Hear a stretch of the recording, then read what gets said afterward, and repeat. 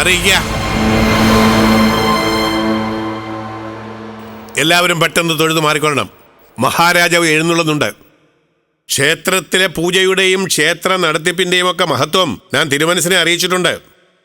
കടുത്ത തിരുവുള്ളക്കേടില്ല രാജാവും രാജ്യവും ഒക്കെ. ആട്ടെ, നമ്മെ ക്ഷേത്രത്തിലെ കണക്കുകൾ ബോധിപ്പിച്ചിട്ട് കാലം കുറെ ആയല്ലോ. എല്ലാം കൃത്യമായി തയ്യാറാക്കി വെച്ചിട്ടുണ്ടോ? തിരുമേനിയോടാണ് നമ്മുടെ ചോദ്യം. അടിയൻ കണക്കുകളൊന്നും എഴുതിയിട്ടില്ല. എഴുതിയിട്ടില്ലെന്നോ? ഗുരുതരമായ കൃത്യവിലോപം.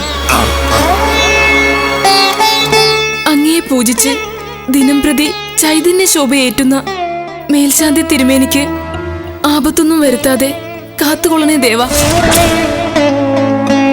അദ്ദേഹത്തെ മഹാരാജന്റെ അപ്രീതിക്ക് പാത്രമാക്കരുതേ ഭഗവാനെ.